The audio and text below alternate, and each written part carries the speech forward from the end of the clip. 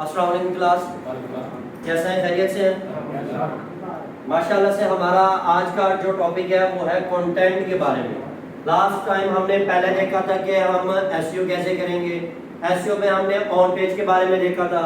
On page में आने से पहले मैंने कहा था हमने कंटेंट को चेक करना है कि कंटेंट में क्या क्या चीज़ें हैं, उसके मुताबिक हम ऑन पेज करेंगे। उससे पहले मैंने आपको थोड़ा सा बताया था कीवर्ड्स के बारे में, कीवर्ड्स की टाइप्स बताई थी, रेशियो के हिसाब से कीवर्ड्स की टाइप्स बताई थी। आज हमारा है कंटेंट। जब भी हम ऑन पेज स्टार्ट करेंगे सबसे पहले हम अपने कंटेंट को सेट करेंगे। अगर हमारा कंटेंट सही है तो हम उस पर काम करेंगे, ऑन पेज करेंगे। अगर कंटेंट सही नहीं है तो हम ऑन पेज नहीं करेंगे। हमें कैसे पता चलेगा हमारा कंटेंट सही है या नहीं है? उसके जो फैक्टर्स हैं हम अपने कंटेंट को चेक करने के वो डिफरेंट है। सबसे पहले हमारे पास आ जाता है हेडिंग्स। क्या हमारा जो कंटेंट है उसकी हेडिंग सेटिंग की हुई है? अब हेडिंग सेटिंग से क्या मुराद है? हेडिंग सेटिंग से मुराद ये है कि आपके आर्टिकल में जो भी हेडिंग ऐड है आप मैक्सिमम 7 हेडिंग्स यूज कर सकते हैं। कंप्यूटर पे जब भी आप MS वर्ड में काम करते हैं आप देखते हैं आपको H1, H2, H3 exact H7 तक आपको लेकर जाता है। ऐसे ही जब भी आप अपना कंटेंट लिखने ठहरते हैं आप हेडिंग पर फोकस करेंगे कि आपका हेडिंग सेम सेटिंग में है। आपने H1 फर्स्ट में लिखना होता है और एक बार ही लिखेंगे कंटेंट में। H1 दूसरी बार इस्तेमाल नहीं होगा। H1 के सब हेडिंग भी नहीं यूज होता। अच्छा, आपने H1 यूज कर लिया है। H1 यूज करने के बाद अब जब भी आप कोई हेडिंग लिखोगे तो H2 में लिखोगे, H1 को यूज नहीं करोगे। H2 यूज करने के बाद आप H2 की सब हेडिंग यूज कर सकते हो। H2 की सब हेडिंग यूज हो सकती है, उसकी मल्टीपल सब हेडिंग्स यूज हो सकती हैं। H2 की सब हेडिंग्स यूज करने के बाद आप माइनर सब हेडिंग्स यूज भी कर सकते हैं।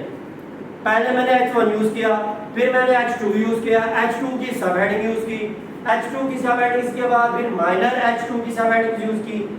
मैं माइनर को सब हेडिंग के बाद यूज करूंगा।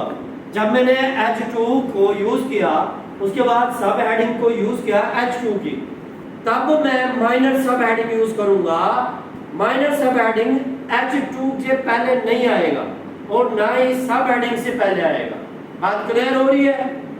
अच्छा, जब आप H3 लिखेंगे, H3 लिखने के बाद अब आप H2 नहीं यूज कर सकते और ना ही H2 की सब headings and minor headings use कर सकते हैं। जब आप H3 लिख लेते हैं ना H1 यूज होगा ना H2 यूज होगा। अब आप H3 के सब हेडिंग्स एंड माइनर सब हेडिंग यूज करेंगे। ये भी तो कंप्लीट हो गया। फिर आप H4 यूज करेंगे। H4 का भी सेम होता है, H3 के बाद आता है। जब H4 यूज हो जाएगा फिर आप H3 यूज नहीं कर सकते, मतलब वापसी ऊपर नहीं जा सकते। फिर आप H5 यूज करोगे। H5 यूज कर लिया फिर H4 पे नहीं आओगे। H5 यूज करने के बाद H6 यूज करोगे। H6 यूज कर लिया H7 यूज करोगे। At the end H7 use कर लेते हैं, उसके बाद हेडिंग यूज नहीं होती, फिर कंक्लूजन पर आया जाता है। अच्छा, ये होता है पहला फर्स्ट हमारा फैक्टर जो मैंने अभी आपको बताया कि हमने कंटेंट लिखना है, आर्टिकल लिखना है, आर्टिकल में हमने हेडिंग की सेटिंग करनी है। दूसरे नंबर पे हमारा आता है टाइटल। जब भी आप हेडिंग लिखते हैं हेडिंग में टाइटल आता है। टाइटल में आपका फोकस कीवर्ड होना लाजमी है। आपका जो भी फोकस कीवर्ड है, लास्ट टाइम मैंने आपको कहा था मेरा फोकस कीवर्ड बिजनेस ग्रोथ के हवाले से बिजनेस ग्रोथ है। तो जब भी मैं टाइटल लिखूंगा H1 से पहले लिखूंगा। H1 से पहले मैंने टाइटल लिखना है। टाइटल लिख रहा हूं, टाइटल लिखते हुए आपने टाइटल के अंदर आपका जो फोकस कीवर्ड होगा, हमारा फोकस कीवर्ड है बिजनेस ग्रोथ, तो आपने बिजनेस ग्रोथ को ऐड करना है टाइटल के अंदर। मेरा टाइटल क्या होगा?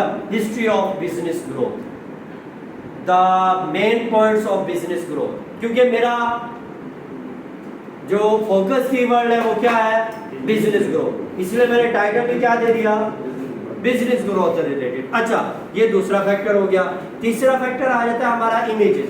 हमने अपने कंटेंट के अंदर इमेज 2 से 3 लाजमी यूज करनी है। जब हम इमेजेस यूज कर रहे होते हैं, इमेज में आर्ट एट्रीब्यूट इमेज का लाजमी यूज होता है। आर्ट एट्रीब्यूट में आप अपना फोकस कीवर्ड्स यूज कर सकते हैं, लेकिन फोकस कीवर्ड्स को मल्टीपल टाइम यूज करने से आपका कंटेंट खराब हो जाएगा। आप क्योंकि टाइटल में डाल रहे हो, फिर आर्ट एट्रीब्यूट में डाल रहे हो, ये मसला बन जाएगा। फिर आप LSI जो मैंने लास्ट टाइम कहा था, आपके फोकस कीवर्ड से रिलेटेड जो कीवर्ड होगा उसको आप एज आ यूज कर सकते हो। फिर आपने आर्ट एट्रीब्यूट में जो इमेजेस आप लगाएंगे उसमें आप क्या करोगे, LSI यूज करोगे। ठीक है।